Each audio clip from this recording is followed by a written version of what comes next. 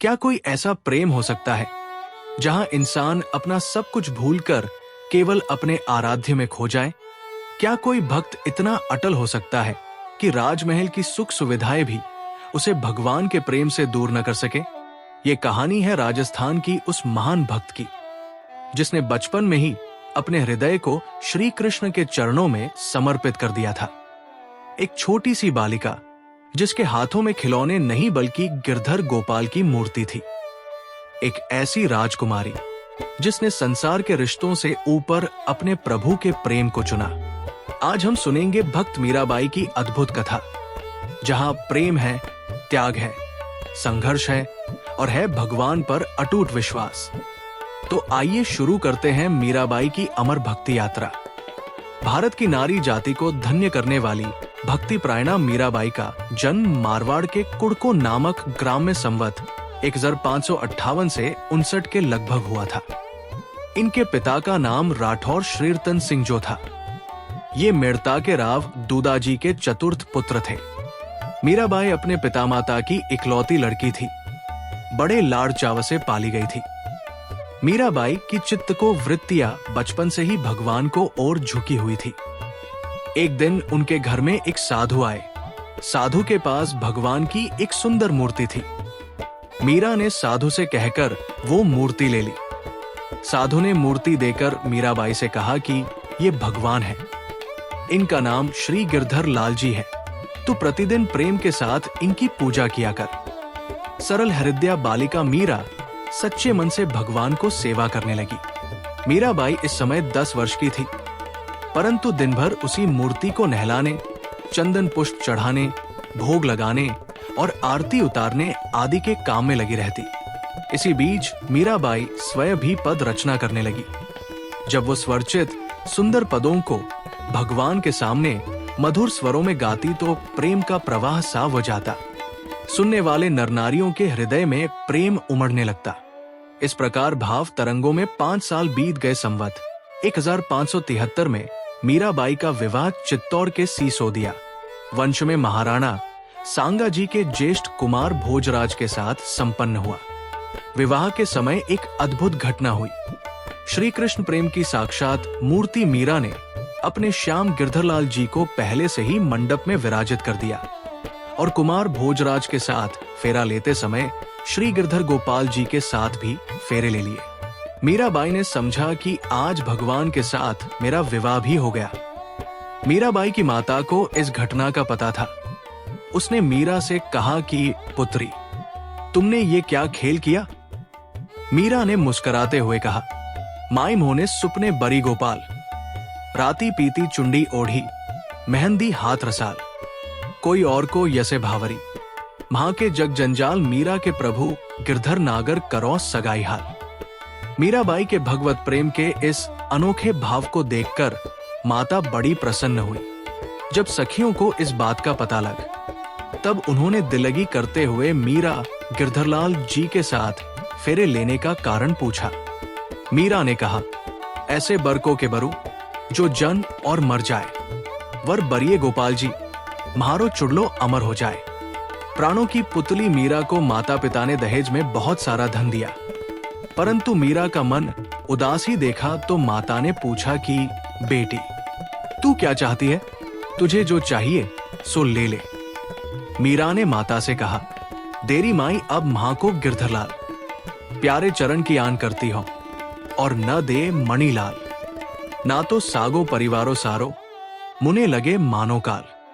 मीरा के प्रभु गिरधर नागर, छवि लखी भई निहाल। भक्त को अपने भगवान के अतिरिक्त और क्या चाहिए? माता ने बड़े प्रेम से गिरधरलाल जी का सिंहासन मीराबाई की पालकी में रखवा दिया। कुमार भोजराज नववधू को लेकर राजधानी में आए।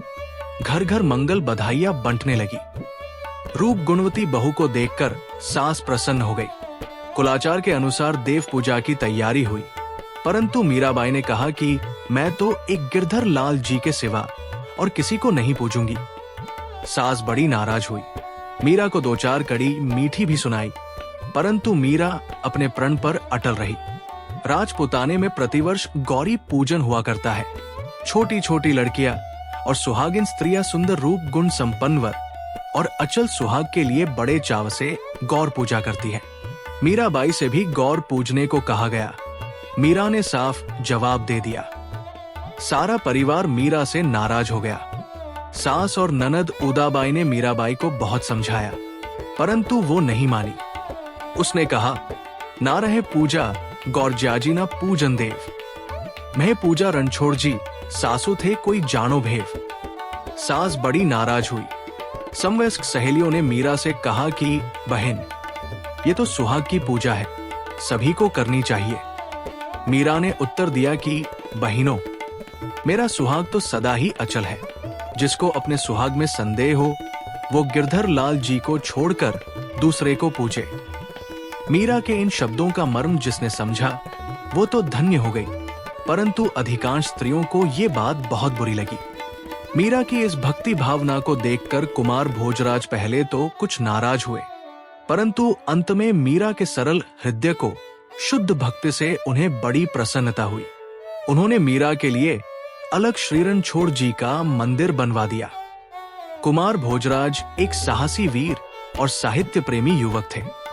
मीरा की पदर्चना से उन्हें बड़ा हर्ष होता और इसमें वे अपना गौरव मानते।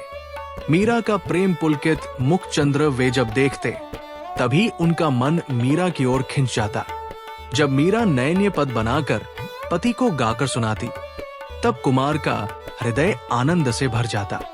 यद्यपि मीरा अपना सच्चा पति केवल श्री गिरधलाल जी को ही मानती थी और प्रायः अपना सारा समय उन्हीं की सेवा में लगाती, फिर भी उसने अपने लौकिक पति कुमार भोजराज को कभी नाराज नहीं होने दिया। अपने सुंदर और सरल स्वभाव से तथा निस्वार्थ सेवा भाव से उसे सदा प्रसन्न रखा। कहते हैं कुछ समय बाद मीरा की अनुमति लेकर कुमार ने दूसरा विवाह कर लिया था। मीराबाई को इस विवाह से बड़ी प्रसन्नता हुई। उसे इस बात का सदा संकोच रहता था कि मैं स्वामी की मन कामना पूरी नहीं कर सकती।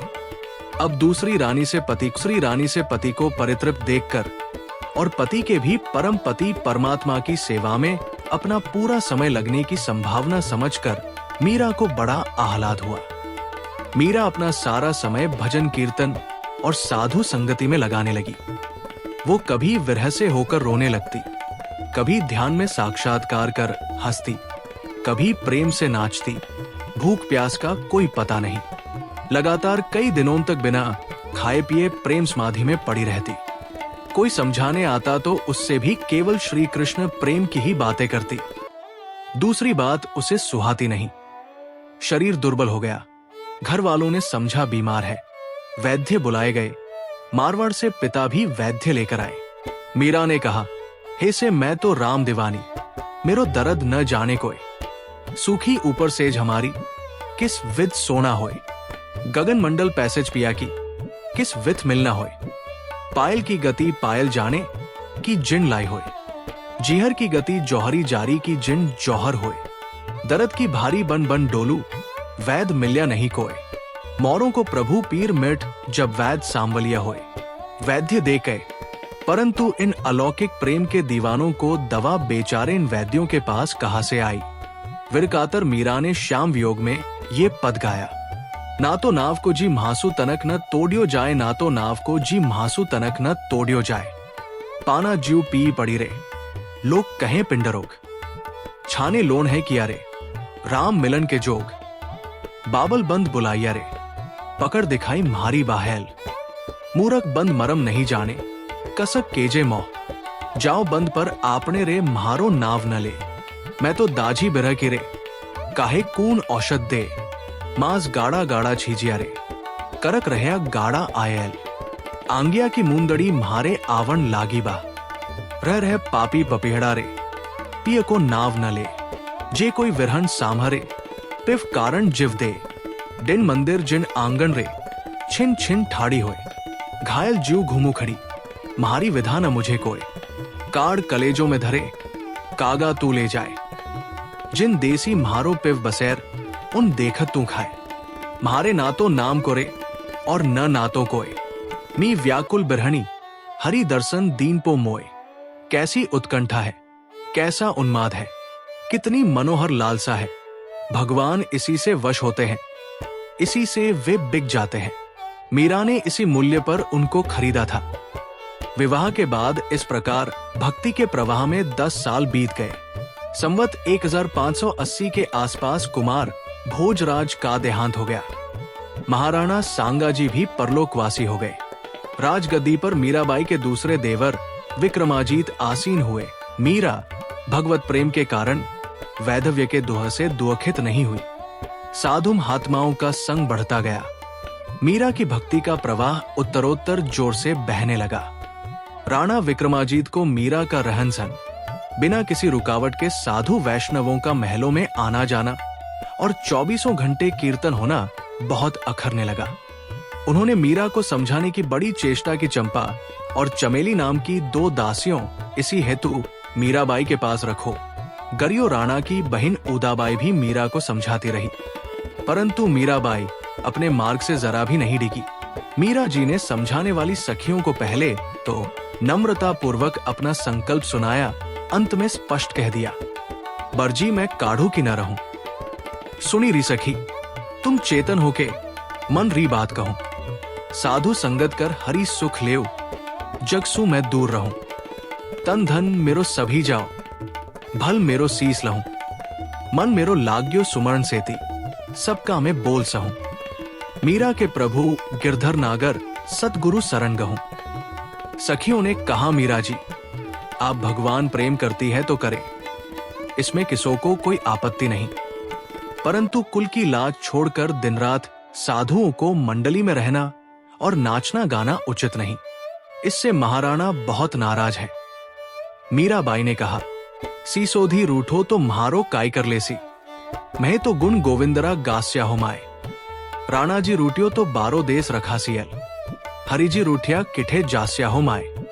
लोक लाज की कान न मानो, निरब निशान पुरास्या हो माए। राम नाम की झवाज चलास्या, भवसागर तिर जास्या हो माए।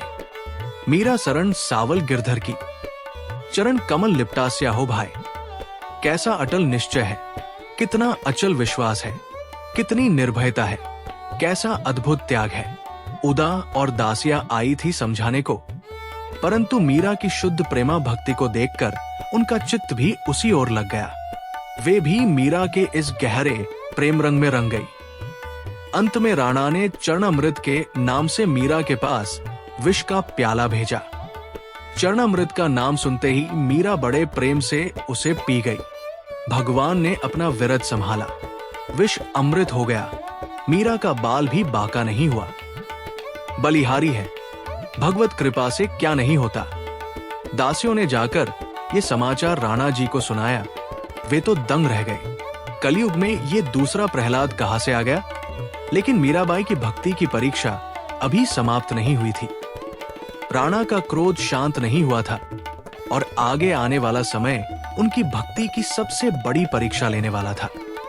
मीराबाई का प्रेम केवल एक भक्ति नहीं था, बल्कि एक ऐसा विश्वास था जिसने पूरे राजघराने को चुनौती दे दी। उन्होंने दिखा दिया कि जब हृदय में भगवान का सच्चा प्रेम हो तो संसार की कोई शक्ति भक्त को उसके मार्ग से नहीं हटा सकती। लेकिन मीराबाई की परीक्षा अभी समाप्त नहीं हुई थी। आने वाले समय में उन्हें ऐसे ऐसे कष्टों का सामना करना पड़ा जिनकी कल्पना भी कठिन थी। राजमहल की दीवारों के अंदर उनके विरुद्ध षड्यंत्र रचे जाने लगे और उनके सामने आया जीवन का सबसे बड़ा संघर्ष। क्या मीराबाई अपनी भक्ति की शक्ति से इन कठिनाइयों को पार कर पाएंगी? क्या भगवान श्री कृष्ण अपने भक्त की रक्षा करेंगे? जानने के लिए देखिए मीराबाई की भक्ति कथा का दूसरा भाग। आपका एक लाइक और सब्सक्रिप्शन हमें ऐसी ही प्रेरणादायक भक्त कथाएं आपके लिए लाने की प्रेरणा देता है। वीडियो को लाइक करें, शेयर करें और चैनल को सब्सक्राइब करें। जय श्री कृष्ण। राधे राधे।